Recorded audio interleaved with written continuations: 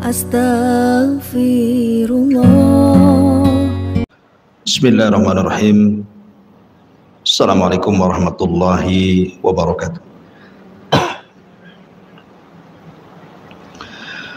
Alhamdulillah, wassalatu wassalamu ala rasulillah wa ala alihi wa sahbihi wa mawalah wa la hawla wa la quwata illa billah wa ba'du. Baik, kita lanjutkan kajian kita, masih membahas kitab Minhajul Muslim dan sudah masuk pada pasal ke-14, bab al-wasilah, bab tentang wasilah.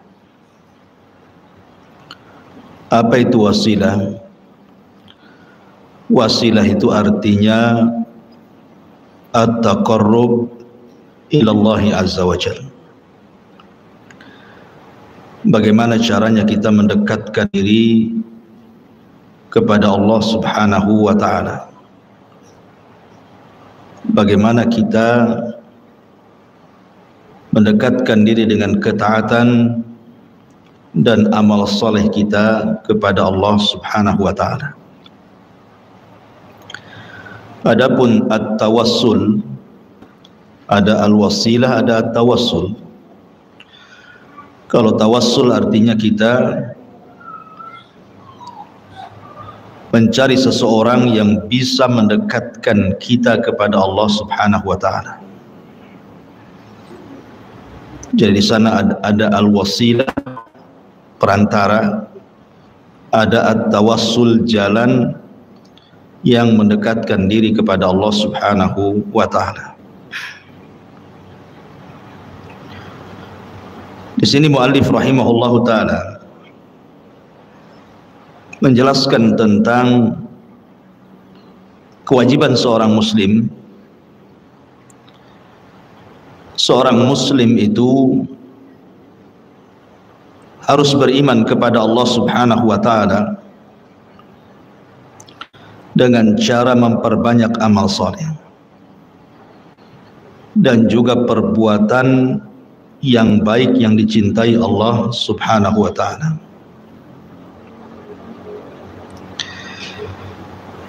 Karena hidup di dunia ini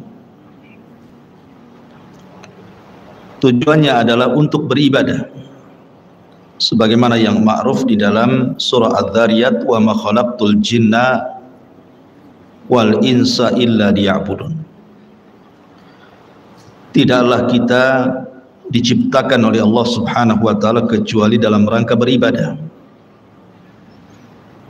baik dengan kewajiban-kewajiban seperti sholat, zakat, puasa, haji, ataupun amalan-amalan sunnah. Amalan-amalan sunnah tentu jauh lebih banyak dibandingkan amalan-amalan yang wajib. Tentu harapan ketika kita melakukan amalan wajib ataupun sunnah, seperti contohnya hari ini kita berpuasa Asyura di bulan Muharram, tidak lain dan bukan supaya amal kita itu dinaikkan ke langit dan dipandang oleh Allah subhanahu wa ta'ala. Sebagaimana Allah subhanahu wa ta'ala berfirman, ilaihi yas'adul kalimut tayyibu wal amalu as-salihu yarfa'u. Kepadanya lah, maksudnya kepada Allah, naik perkataan-perkataan yang baik dan juga amalan-amalan yang saleh dinaikkan kepadanya. Makanya kenapa kita dituntut untuk memperbanyak amal saleh? Bahkan sekelas para nabi saja Allah subhanahu wa ta'ala firmankan, ya ayyuhar rusul kulu minat tayyibati wa'malu salihah. Wahai para rasul, makanlah dari makanan yang baik-baik dan kerjakanlah amalan yang saleh. Dari sini Kalau para nabi dan rasul saja diperintah oleh Allah untuk banyak melakukan amal saleh, maka sudah seharusnya kita mengikuti jejak para nabi dan rasul memperbanyak amal saleh. Makanya di sini Allah Subhanahu wa taala mengatakan, wa khalnahu fi rahmatina innahu min ibadina salihin. Dan kami masukkan dia ke dalam rahmat kami karena sesungguhnya dia termasuk orang-orang yang saleh. Artinya amal saleh itu penyebab datangnya kasih sayang Allah kepada kita. Dan rahmat itu sangat dihajatkan. Sangat dihajatkan sekali kepada kita, terutama nanti di akhirat. Karena penentuan masuk surga dan tidaknya seseorang itu ditentukan dengan rahmat yang Allah anugerahkan kepada kita. Orang masuk surga itu bukan karena amalan, tetapi karena rahmat, dan datangnya rahmat itu karena amal soleh. Nah, di antara faedah amal soleh itu, kita bisa menjadikan amal soleh itu wasilah, ataupun dijadikan tawassul kita, perantara kita berhubungan dengan Allah Subhanahu wa ta'ala. Dahulu Nabi SAW pernah bercerita, ada 3 orang yang masuk ke dalam gua. Tiba-tiba 3 orang ketika dalam gua itu, pintu guanya tertutup, langsung roboh gitu ya, batu-batunya kemudian menutup pintu gua. Sehingga kemudian 3 orang ini sudah berusaha keluar tapi tidak bisa. Berusaha membuang batu, mendorong batu, tapi apalah daya, mereka tidak punya kekuatan untuk menggeser pintu gua. Akhirnya kemudian sebagian mereka berkata kepada sebagian yang lain, bagaimana kalau kita tawassul saja, meminta kepada Allah Subhanahu wa ta'ala dengan amal saleh yang kita lakukan. Boleh jadi dengan seperti itu Allah akan menolong kita. Akhirnya kemudian 3 orang ini masing-masing bertawassul dengan amal saleh yang mereka pernah lakukan. Yang satu bertawassul dengan sedekah, yang satu bertawassul dengan birrul walidain, yang satu bertawassul dengan menjaga kehormatan, tidak melakukan perzinahan. Ketika tiga-tiganya sudah bertawassul dan mengatakan, ya Rabb, kalau seandainya sedekahku ini dinilai ibadah, kau terima sedekahku dan kau anggap ini pahala bagiku, maka tolong geser pintu gua itu. Bergeserlah pintu gua sedikit, tapi tidak bisa keluar. Yang satu mengatakan, ya Rabb, kalau seandainya birrul walidain, berbakti diriku kepada orang tuaku yang aku lebihkan dibandingkan anak istriku, ini sebuah pahala dan amal solehku dan engkau menerimanya, maka geserkan pintu gua ini. Akhirnya pintu gua pun tergeser sedikit lagi, tapi juga tidak bisa keluar. Maka ketika yang ketiga bertawassul dengan menjaga kehormatannya, ketika dia hendak berzina, tiba-tiba dia diingatkan, ittaqillah, bertakwalah kepada Allah. Dia pun takut dan meninggalkan perbuatan zina dan dia jaga kehormatannya.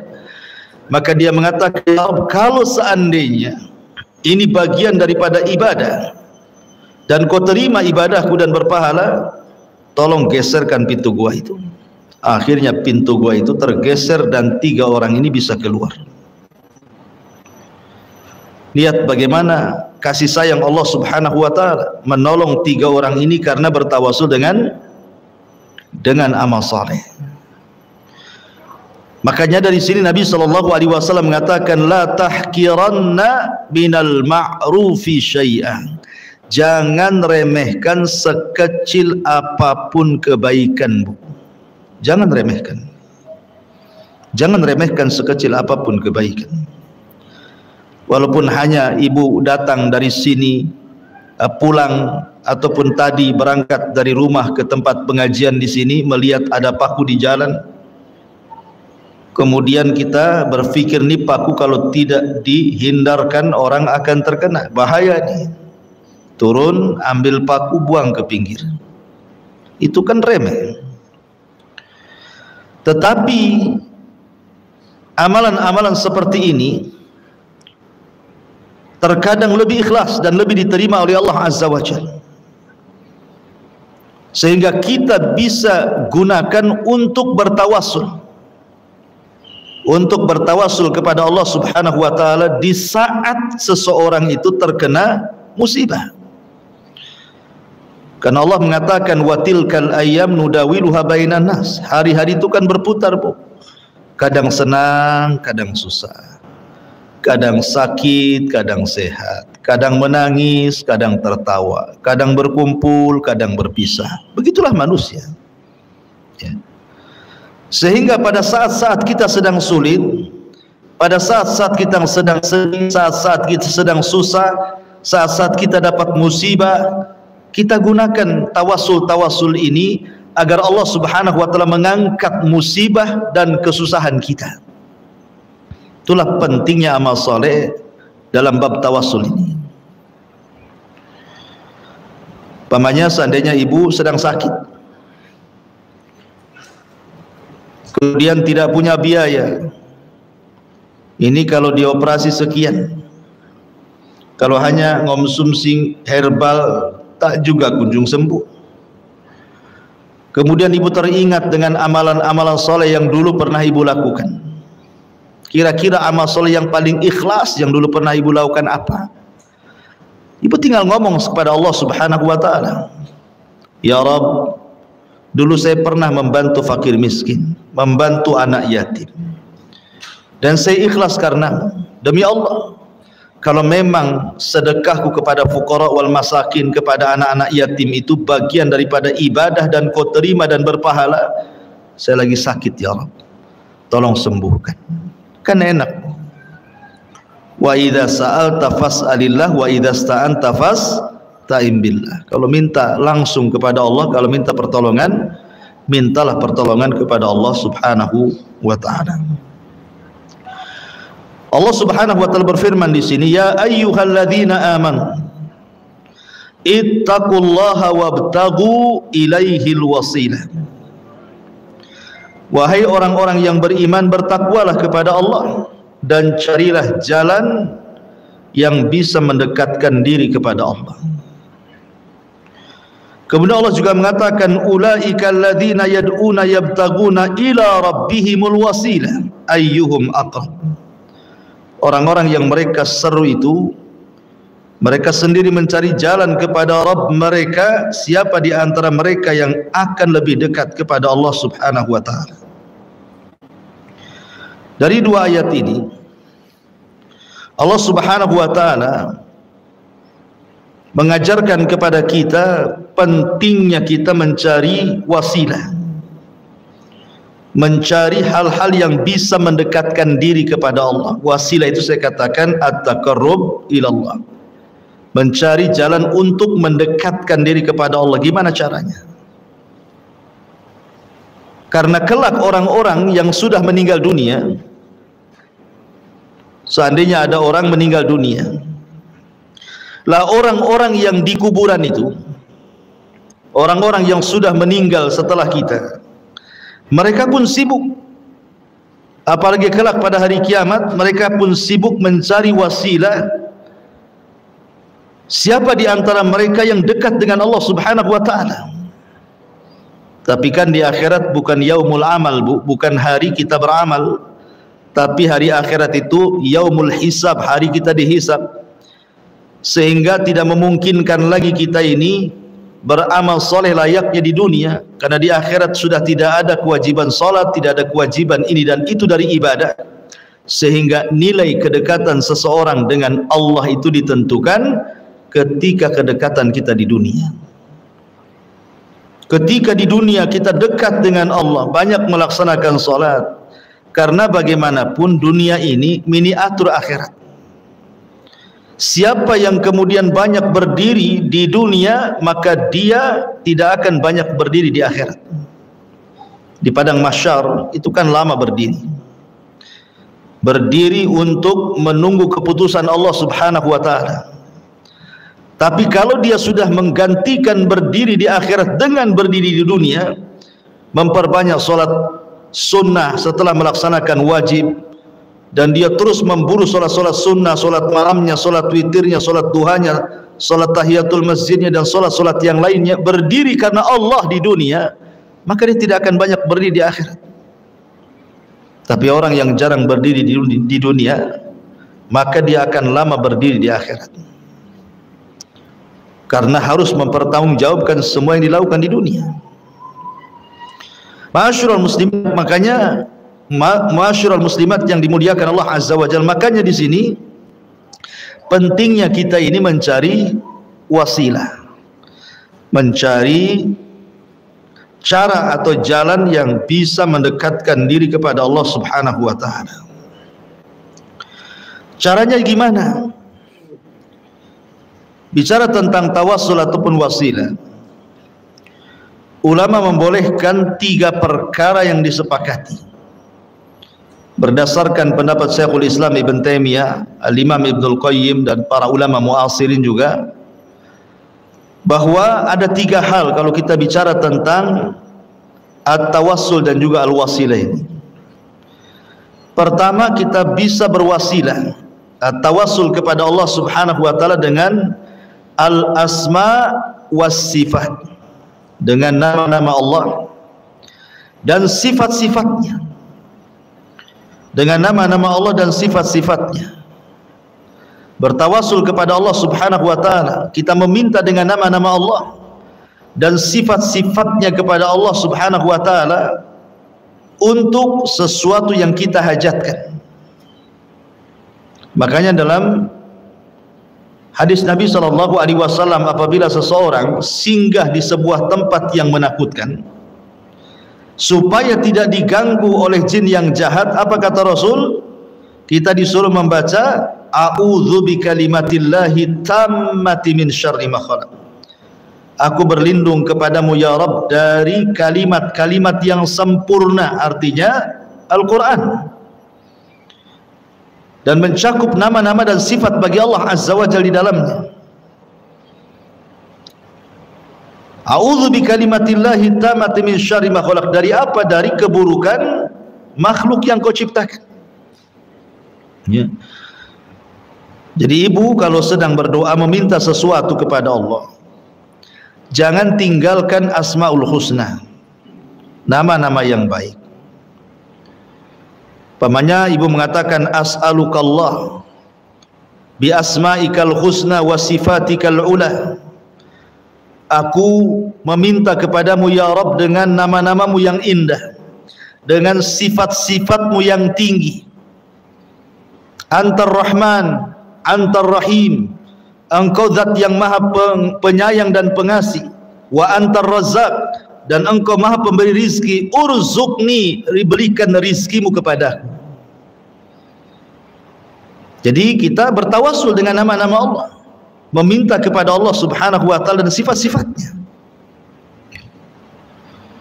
Ataupun yang kedua, bertawassul dengan amal saleh.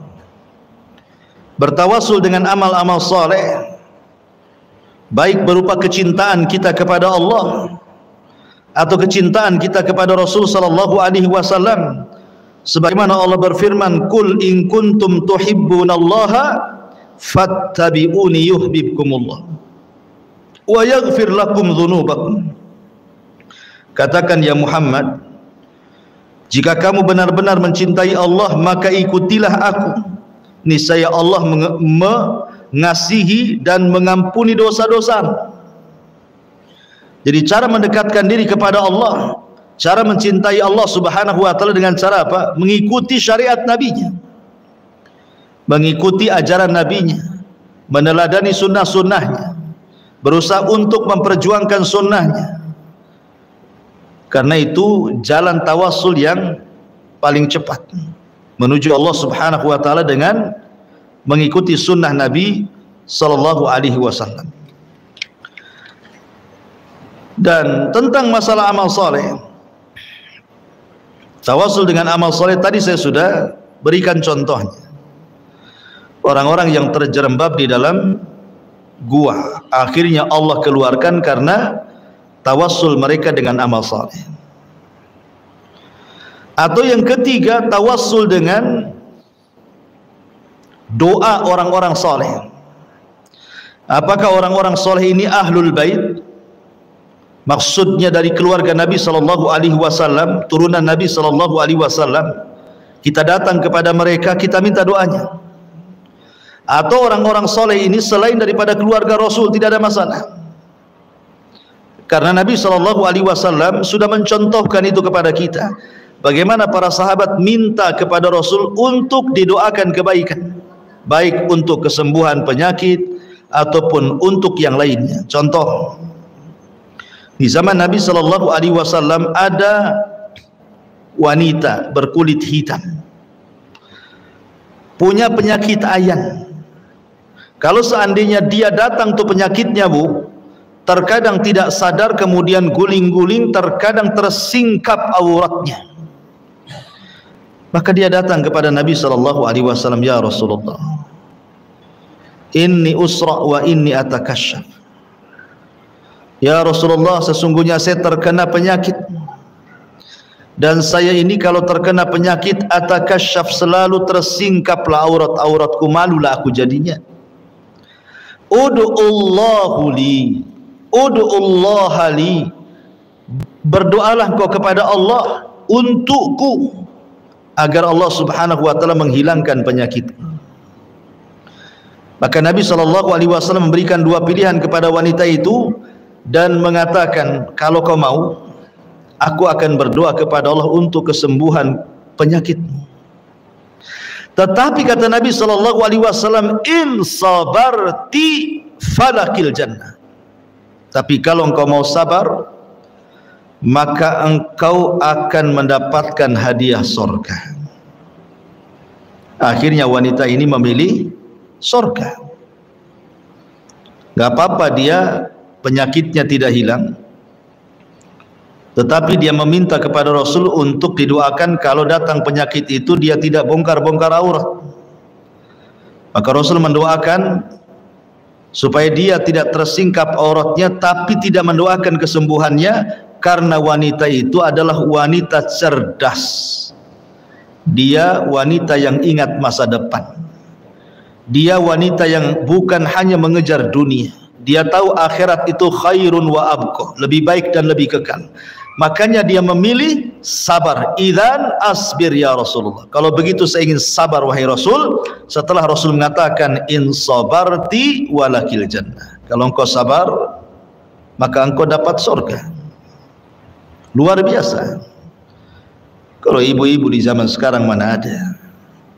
Kalau seandainya dibuat dua pilihan, surga ataukah dunia, nggak yakin saya milih surga, pasti milih dunia.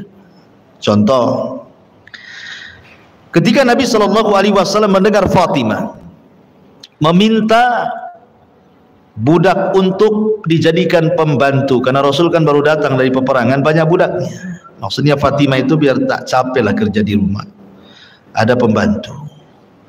Akhirnya Nabi sallallahu alaihi wasallam datang kepada Fatimah, kemudian menudukkan Fatimah dan Ali. Kemudian kata Nabi sallallahu alaihi wasallam, ya Fatimah, ya Ali, maukah ku ajarkan beberapa kalimat kepadamu, dan itu lebih baik daripada engkau diberikan pembantu laki-laki dan perempuan. Kemudian kata Fatimah dan Ali, tentu wahai Rasul, apa itu?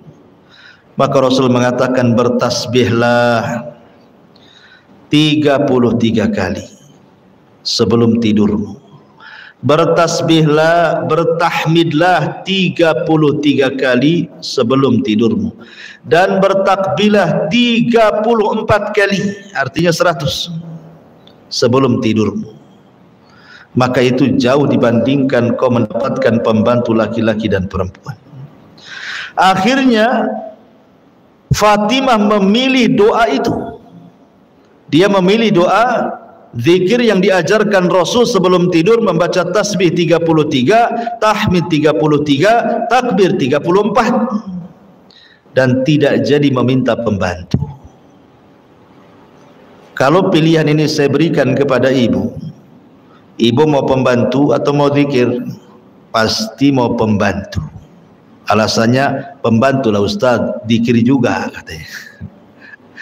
Karena di zaman sekarang ini dunia lebih menguasai dibandingkan akhirat. Itulah kenapa orang-orang dulu takut kalau seandainya dibentangkan dunia. Ma'asyiral muslimat yang dimuliakan Allah Subhanahu wa taala. Kembali, wanita ini ketika mendapatkan kabar in sabarti walakil jannah, kalau engkau sabar kau dapat surga.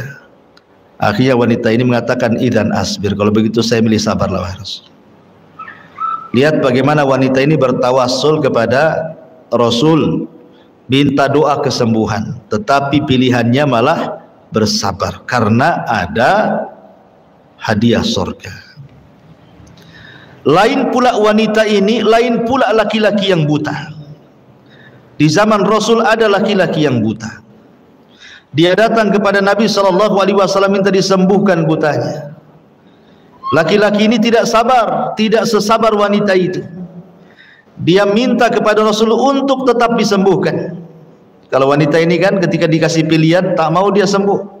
Dia siap sabar, yang penting masuk surga. Ini pula kurang sabar yang laki-laki ini. Dia minta disembuhkan. Minta doanya kepada Allah dan dia mengatakan, ya Rasulullah, ud'ullaha li. Rasul, berdoalah kepada Allah untuk kesembuhanku agar aku bisa melihat. Maka Nabi SAW mengatakan, kalau begitu tawadda wa shalli rak'atain. Kamu harus berwudu, kemudian salat 2 rakaat. Kemudian Nabi SAW mengajarkan doa kepadanya dan disuruh dibacanya. Lihat bagaimana laki-laki ini minta doa kepada Rasul. Ya, artinya bertawassul dengan orang-orang soleh, minta doa mereka boleh. Ya, tapi tentunya orang-orang soleh yang masih hidup. Atau contoh yang lain, seperti Nabi SAW ketika bersabda tentang seorang kibarut tabi'in. Nabi tidak pernah melihat orang ini, tetapi Nabi SAW mengatakan, kalau ada orang ini, berdoalah kepada Allah, mintalah doa dari dia kepada Allah, karena dia itu mustajab doa. Siapa orang ini, Bu? Uwais ibn Amir al-Muradi al-Qarani al-Yamani. Uwais ibn Amir al-Qarani, atau disebut Uwais al-Qarani, seorang tabi'in. Rasul tidak pernah jumpa, tapi doanya manjur. Kenapa? Karena dia orang yang paling berbuat baik kepada orang tuanya, sehingga doanya mustajab.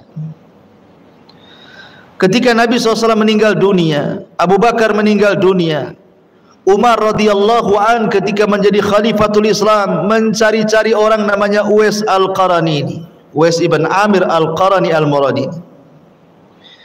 Setiap ada kafilah haji dari Yaman, kadang-kadang Umar kemudian datang ke kafilah tersebut dan mengatakan, afikum Uwais, afikum Uwais. Ada enggak Uwais di situ? Ada enggak Uwais di situ? Kata orang-orang Yaman, tak ada wahai Amirul Mukminin. Pulanglah Umar kecewa. Tahun depannya lagi datang lagi kafilah haji dari Yaman, tanya lagi, afikum Uwais, ada enggak Uwais di situ? Mereka mengatakan tidak ada wahai Amirul Mukminin. Pulang lagi kecewa. Sampai beberapa tahun, tapi lihat usaha Umar akhirnya membuahkan hasil. Ketika sekian tahun banyak orang tiap tahun ibadah haji dari Yaman selalu tidak mendapatkan Uwais, yang ini akhirnya Umar pun mendapatkan kabar di mana Uwais. Ketika datang kafilah dari Yaman, Umar datang dan mengatakan, afikum Uwais, apakah ada Uwais di antara kalian? Maka kepala rombongan mengatakan, maksudnya Uwais al-Qaran, Uwais ibn Amir al-Qarani. Ya, kata Umar, di mana dia? Dia mengatakan, sungguhnya Uwais berangkat dengan kami dalam kondisi susah, tidak ada uang, tapi dia nekat haji bersama kami, sehingga dia harus bekerja dulu. Dia sedang bekerja ngerawat kambingnya orang ini dan itu, kau bisa temui di sana. Akhirnya Umar pun mengajak Ali radhiyallahu an mencari Uwais Al-Qarani. Rupanya sedang menggembala kambingnya orang Arab untuk mengambil upah dan melanjutkan hajinya. Tiba-tiba kemudian pas datang Uwais sedang sholat, tetapi Umar terus memandang orang itu dan dicocokkan dengan ciri yang disabdakan Rasul kepadanya. Setelah yakin itu Uwais, dan setelah sholat kemudian Umar menyamperi dan mengatakan, apakah anta Uwais? Ya, saya Uwais. Apakah engkau dari Murad? Ya, saya dari Murad. Apakah engkau dari Qaran? Ya, dari Qaran. Apakah engkau dulu punya penyakit sopak, kemudian disembuhkan oleh Allah dan sekarang tinggal sebesar dirham? Dia mengatakan iya. Kemudian diberitahu tandanya. Subhanallah, kata Umar, engkau adalah orang yang disabdakan Nabi SAW. Akhirnya Umar pun meminta doa kepada Uwais. Uwais kaget, bagaimanapun secara kemuliaan, siapalah kibarut tabi'in dengan sahabat, apalagi dengan Umar bin Khattab, orang terbaik kedua setelah Abu Bakar. Di hadapan Nabi SAW tiba-tiba meminta doa, kan tersanjung banget gitu. Tapi setelah Umar memastikan bahwa ini adalah anjuran Rasul, disuruh mencari kamu dan meminta doa, akhirnya Uwais pun dengan sedang segan-segan hati, dia pun mendoakan Umar bin Khattab dengan catatan jangan memberitahu siapa. Akhirnya Uwais pun pergi ke Syam dan berjihad di sana. Lihat, ini namanya tawassul. Umar bertawassul kepada Uwais Al-Qarani, meminta doanya. Padahal Uwais Al-Qarani tidak lebih mulia dibandingkan Umar, tapi karena satu sisi ada pada diri Uwais yang tidak ada pada Umar bin Khattab, berbuat baiknya kepada orang tua luar biasa, itulah yang menjadikan mustajab doa. Atau contoh yang lain,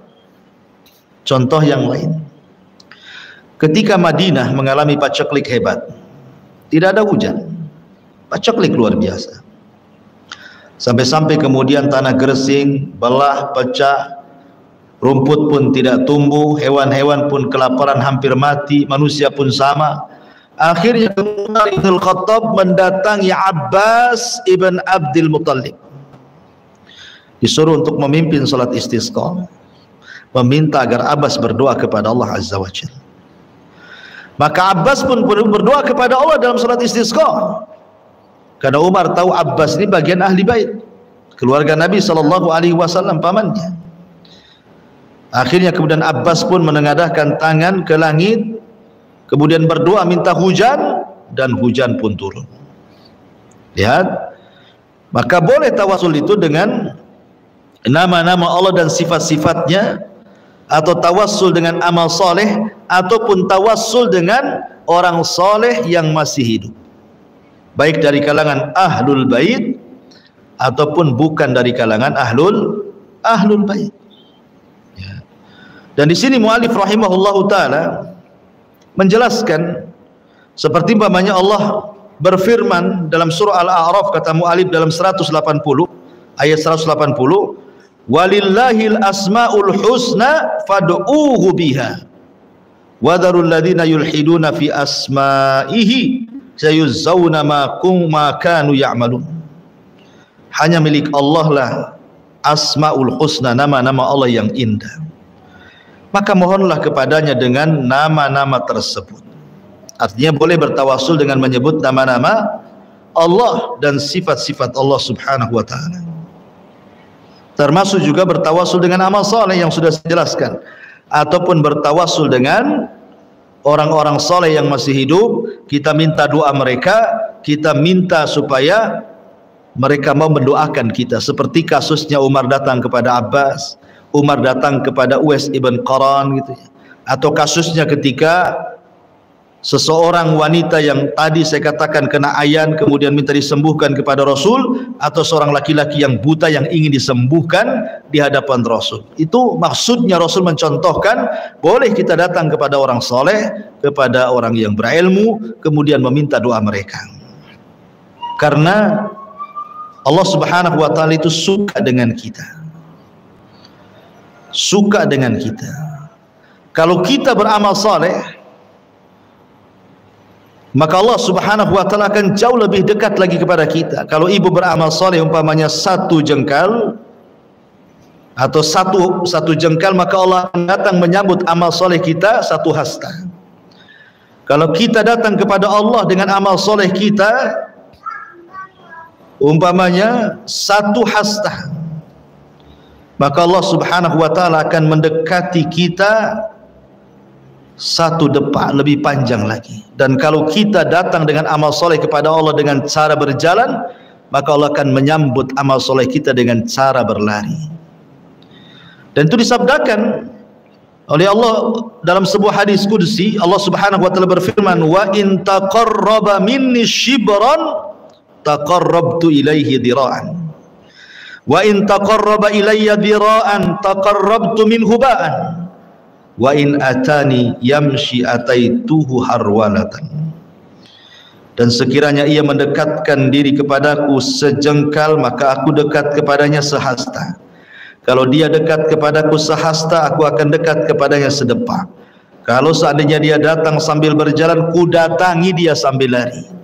Lihat bagaimana rahimnya Allah Subhanahu wa taala kepada kita, dan bagaimana cintanya Allah kepada kita ketika kita beramal soleh. Ya, karena amal soleh itu yang sunnah saja menyebabkan kecintaan Allah kepada kita, apalagi wajib. Wa ma taqarraba ilayya 'abdi bi syai'in ahabbu ilayya mimma aftaradtuhu alaihi wa la yazalu 'abdi yataqarrabu ilayya bin nawafil hatta uhibbahu. Tidaklah hambaku mendekatkan diri kepadaku dengan sesuatu yang lebih aku sukai daripada mendekatkan diri dengan melaksanakan apa yang diwajibkan. Dan hambaku senantiasa taqarrub, mendekatkan diri, berwasilah kepadaku dengan amal-amal sunnah, sehingga aku makin cinta dengan dia. Jadi kalau seandainya ibu ini sukalah melaksanakan amal sunnah setelah yang wajib tentunya, ya. Kalau sholat mungkin suka duha, suka sholat malam, suka witir, suka sunnah wudhu, dan begitu seterusnya. Atau puasa, ya puasa sunnah, atau mungkin sedekah, dan begitu seterusnya. Maka sebagai imbalannya, ibu akan dicintai Allah. Dan kalau Allah Subhanahu wa taala sudah cinta dengan ibu, apa yang terjadi? Nadahu Jibril, maka Allah akan panggil Jibril. Kemudian Allah Subhanahu wa taala akan katakan kepada Jibril, ya Jibril, inni uhibbu fulanan fahibbah. Jibril, aku suka lo dengan si anu itu, maka kau harus suka juga dengan dia. Maka Jibril langsung berteriak di hadapan semua para malaikat yang ada di langit dan mengatakan, ya malaikat Allah, innallaha yuhibbu fulanan fahibbuhu. Wahai malaikat Allah, Allah sukalah dengan si ibu itu, maka kalian harus suka dengan si ibu itu. Lihat, luar biasa. Ya, jadi kalau bisa terus kita mencari kecintaan, memancing agar Allah cinta kepada kita dengan memperbanyak amal wajib, memperbanyak amal sunnah, dan begitu seterusnya. Ma'asyiral muslimat yang dimuliakan Allah Subhanahu wa taala. Kalau ibu baca dalam Minhajul Muslim, kitab yang kita baca ini, di situ ada dalil-dalil tentang apa yang saya jelaskan, bahwa amal soleh itu yang dibolehkan, yang sudah jelas ada dengan nama-nama Allah, dan itu tercantum di beberapa ayat dan hadis. Kemudian dengan amal soleh, kemudian dengan doanya orang yang soleh, yang taat, yang alim, dan mereka masih hidup.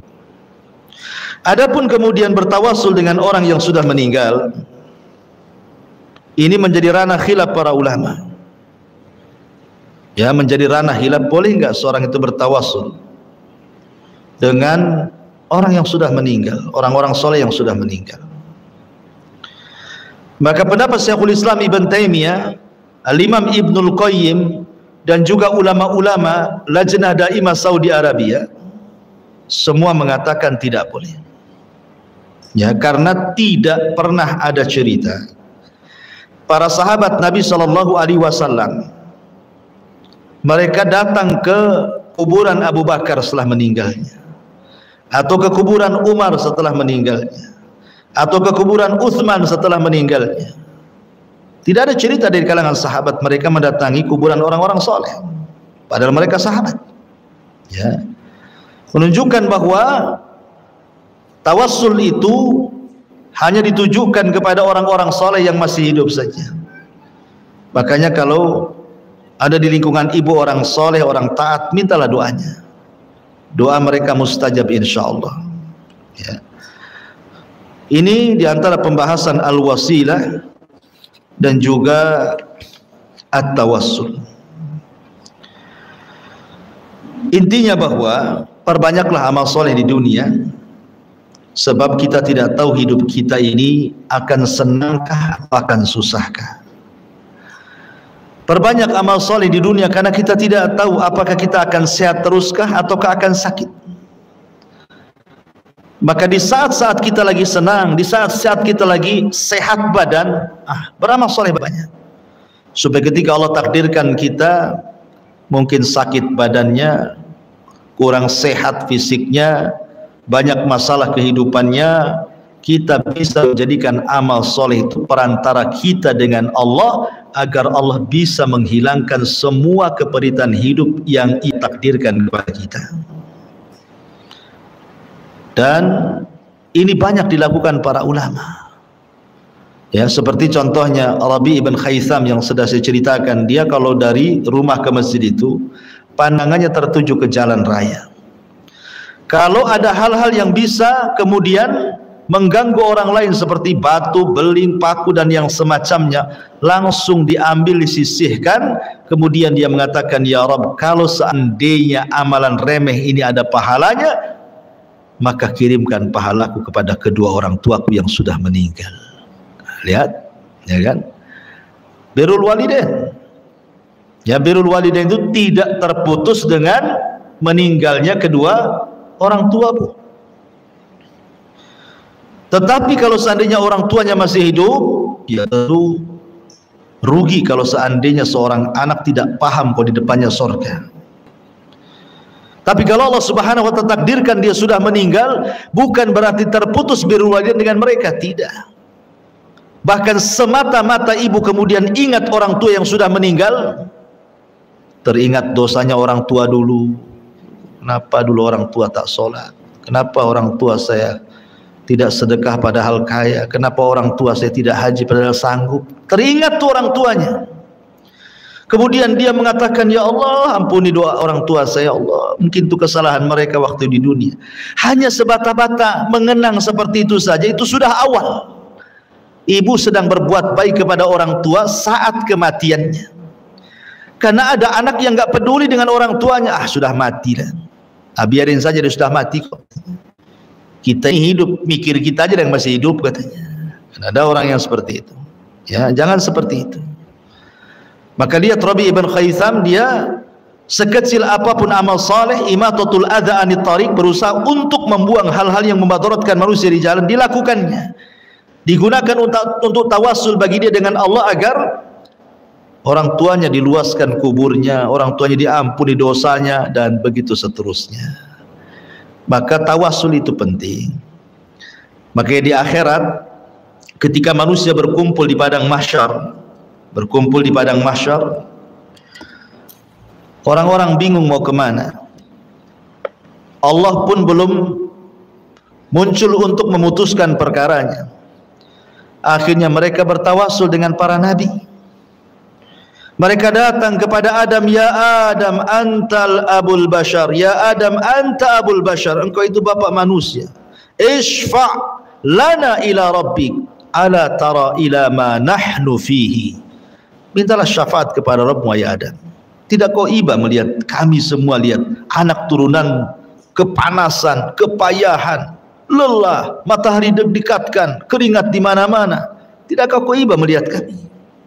Tapi ada mengatakan, nafsi nafsi, uruslah diri kalian, uruslah diri kalian. Pergilah kalian ke Nuh, pergilah mereka ke Nuh. Akhirnya Nuh pun sama mengatakan nafsi-nafsi, pergilah kepada Ibrahim. Ibrahim pun sama mengatakan nafsi-nafsi, pergilah kepada Musa. Musa pun sama mengatakan nafsi-nafsi, uruslah diri kalian. Uruslah diri kalian, sebaiknya kalian kepada Isa. Isa pun mengatakan sebaiknya kalian datang kepada Rasul Muhammad sallallahu alaihi wasallam. Akhirnya Rasul mengatakan analah, kan ku coba. Lihat, mereka bertawasul dengan para nabi. Ya, padahal di akhirat gitu ya, mereka bertawasul kepada para nabi untuk mendekatkan diri kepada Allah Subhanahu wa taala. Makanya tawasul itu di dunia dan di akhirat. Dan orang-orang yang dipermudah oleh Allah hisabnya, karena mereka banyak ketika di dunia yang betul-betul mencari wasilah. Bagaimana caranya dia dekat dengan Allah Subhanahu wa taala. Tetapi kalau seandainya kemudian wasilahnya dengan perkara-perkara yang dilarang, maka tidak boleh. Karena ada wasilah masyru' yang disyariatkan, ada wasilah yang tidak masyru' dan tidak disyariatkan. Wallahu alam, ibu bisa baca sendiri dalilnya. Semua ayat-ayat yang dicantumkan pengarang ini berkaitan dengan bolehnya berwasilah dengan nama-nama dan amalan soleh serta doanya orang-orang soleh yang masih hidup. Allahu a'lam. Silakan kita buat tanya jawab di sini.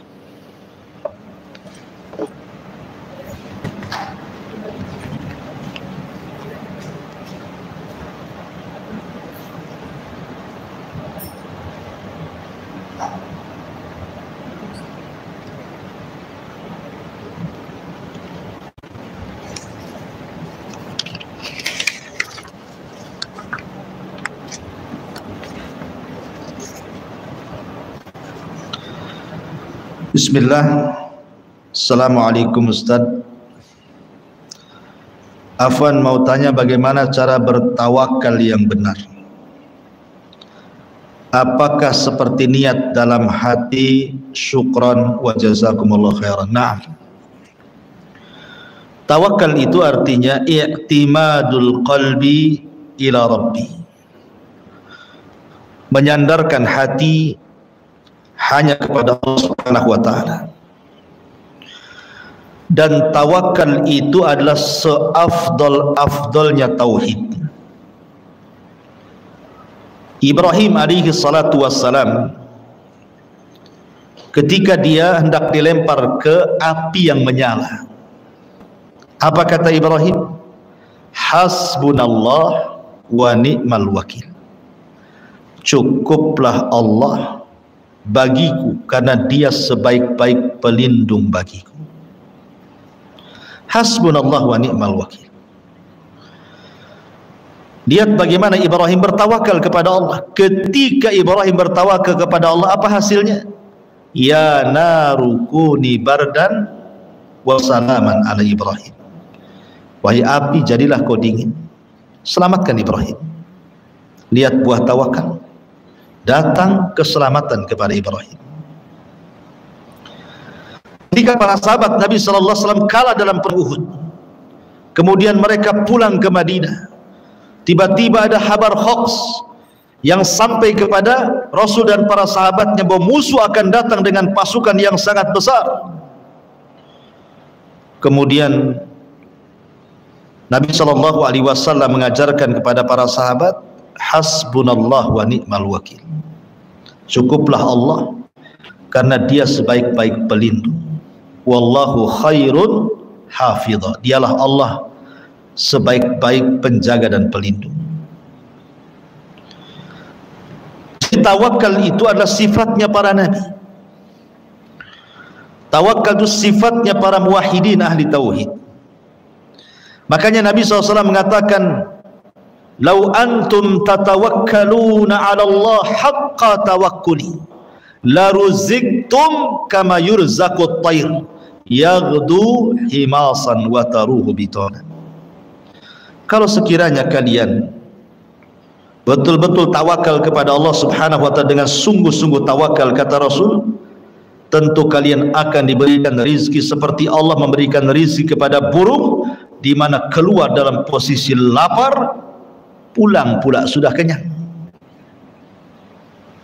Masalahnya terkadang tawakal burung beda pula dengan tawakal kita. Burung anaknya ada yang 2, ada yang 3, ada yang 5, ya Bu, tergantunglah. Kalau kita kan jarang orang lahiran kembar itu, rata-rata 1, nanti tahun depan 1 lagi kan itu yang kerap. Lihat burung itu tidak peduli dia, main keluar saja ngikut instingnya dia. Keluar lapar, pulang pula dah kenyang, dia bisa ngasih makan anak-anaknya. Siapa yang mengarahkan burung? Allah. Manusia punya akal, burung tidak punya akal. Kalau seandainya kemudian kepala kita diganti kepala burung, gila lah kita, tak ada akal. Harusnya yang berakal itu lebih pandai untuk tawakal dibandingkan burung yang tidak berakal, yang hanya mengandalkan insting. Karena di hadapan kita itu rizki Allah itu terbentang seluas-luasnya dan selebar-lebarnya. Kalau kita lihat ke laut, di situ banyak ikan dengan segala jenisnya, tinggal mancing. Dan di laut itu ikan itu tidak ada yang punya. Bukan berarti kalau mancing dapat ikan tiba-tiba ada tulisan Abu Humairah, ini punya ikan Abu Humairah nih, lepas lagi, ya nggak ada. Semua ikan milik Allah, tinggal ambil saja. Ke sungai juga sama, ya, ke hutan belantara juga sama. Jadi sebenarnya manusia itu harus lebih tawakal dibandingkan binatang, karena manusia itu dibekali akal. Coba pikir ya, bayi yang dijanin itu, cemana dia cari makannya? Tidak, Allah Subhanahu wa ta'ala buat darah haid menjadi asupan dia. Ketika dia brojol pun belum bisa cari kerja, cemana cari makannya? Diinstingkan dia menetai ibunya dan sudah disediakan makannya. Artinya Allah tidak menyia-nyiakan manusia. Dalam kondisi tidak bisa apapun tetap ada rizkinya. Makanya Nabi SAW bersabda, seseorang itu tidak mungkin diwafatkan kecuali disempurnakan rizkinya. Seorang tidak akan diwafatkan kecuali disempurnakan rizkinya. Jadi tawakal itu penting. Tetapi ingat, tawakal itu tidak cukup dalam amalan hati saja. Ada yang disebut dengan akhdu bil asbab namanya, ya, mencari sebab. Ibu kemudian di mihrab, di musola khusus di rumah gitu ya, berdoa terus, ya Allah berikan rizki kepadaku, saya ini masih ngontrak, tolonglah berikan rizki agar aku bisa beli tanah, agar aku bisa beli rumah, agar tidak ngontrak terus kan, gitu ya doanya itu. Tawakal itu bagus tuh, karena menyandarkan diri kepada Allah kan, ya. Tapi tidak bergerak-gerak. Suaminya nganggur dibiarkan saja, suaminya tidur dibiarkan saja. Harusnya kan dioyak-oyak, bang saya sudah berdoa kepada Allah, pergilah sana kerja kan, itu ya. Mudah-mudahan sebab doa ini pekerjaan abang menjadi mudah dan bisa terkabulkan rencana kita. Kan harus begitu, ada sebab, ada doa, ya. Jadi semua itu ada akhdhu bil asbab, dan itu Rasul contohkan ketika Isra Mi'raj. Tawakal saja tidak cukup, padahal kalau Rasul mau ketika peristiwa hijrah itu seperti peristiwa Isra Mi'raj kan, naik buraq dari Masjidil Haram ke Masjidil Aqsa, buatlah kayak gitu. Rasul naik buraq dari Masjid Haram ke Madinah, gak mungkin dikejar-kejar sama musuh, sementara dia sampai Madinah.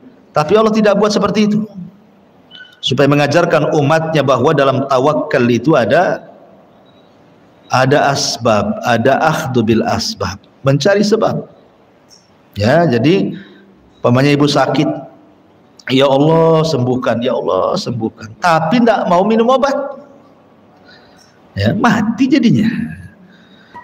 Ya kalau memang ingin sembuh, cari sebab juga, ya Allah sembuhkan saya, datang ke dokter, beli obat, datang ke herbalis, beli herbal kan itu.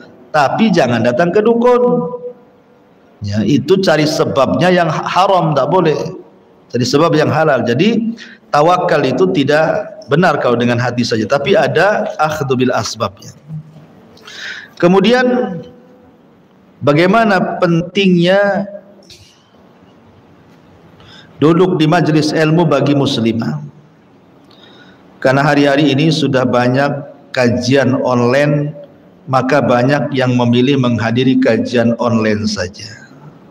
Kan itu. Ya dua-duanya baik, online ya baik, offline ya baik. Cuman kan beda Bu ya. Orang yang duduk di majelis ilmu, orang yang duduk di majelis ilmu dengan yang ngaji online itu beda.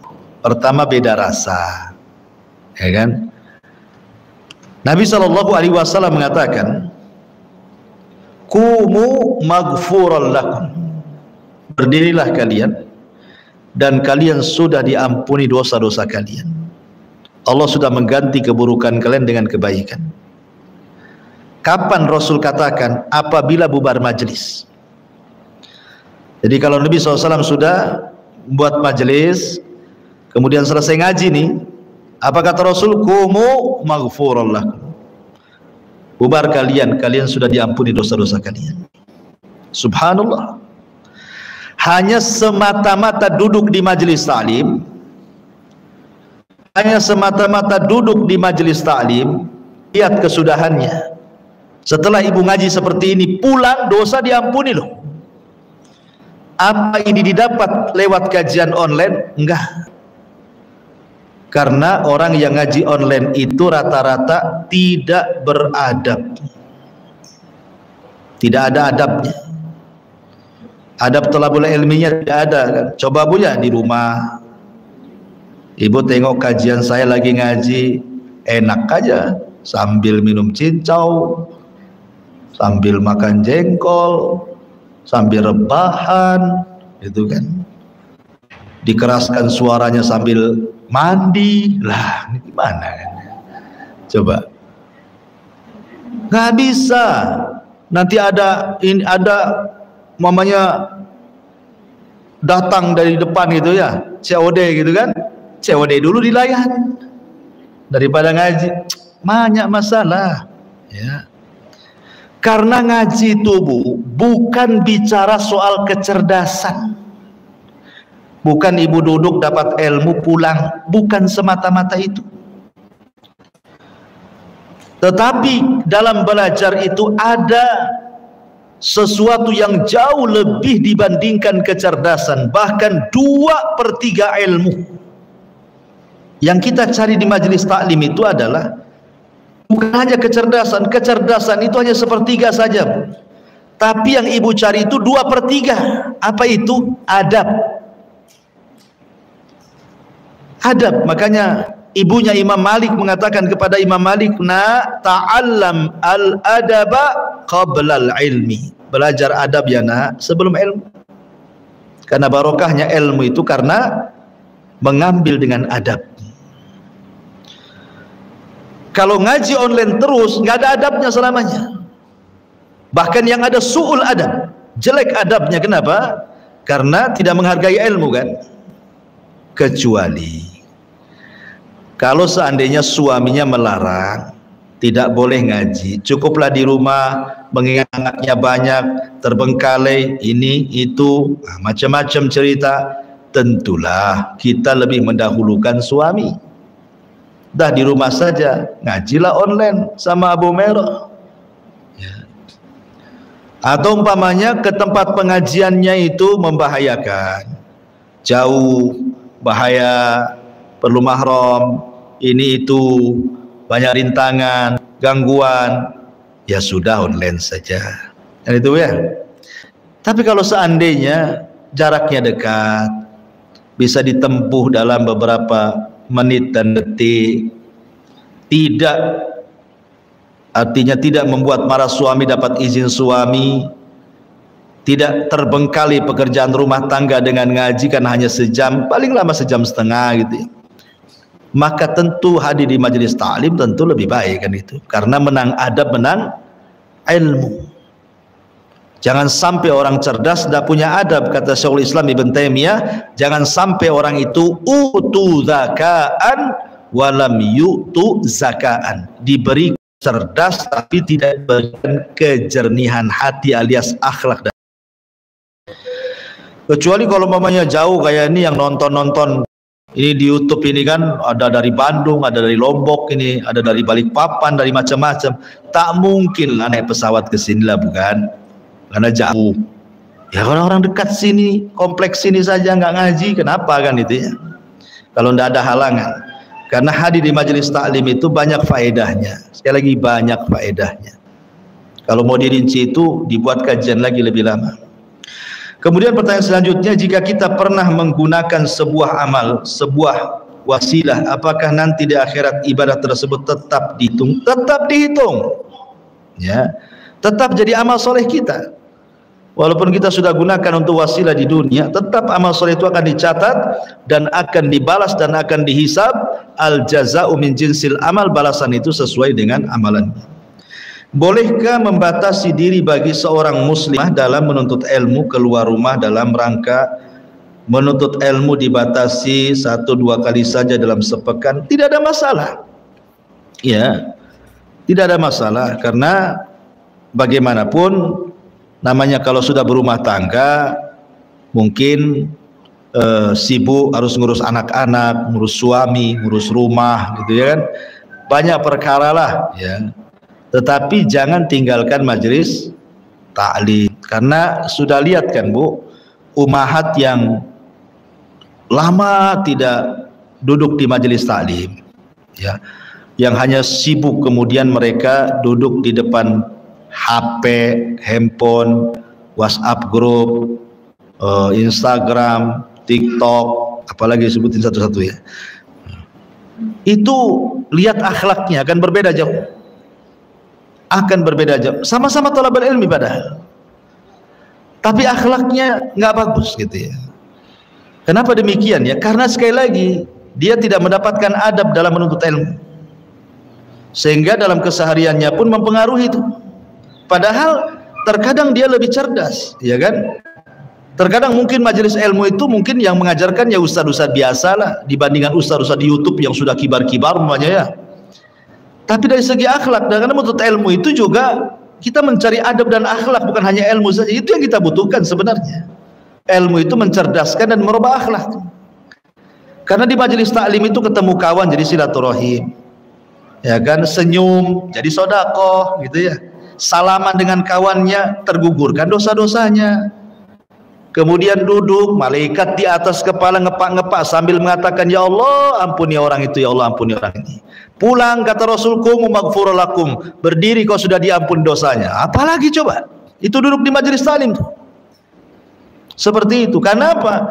Karena keutamaan segudang ini, karena sekali lagi bukan hanya bicara tentang kecerdasan tapi akhlak. Kata Abdullah ibn Mubarak, saya belajar akhlak 30 tahun dan saya belajar ilmu 20 tahun.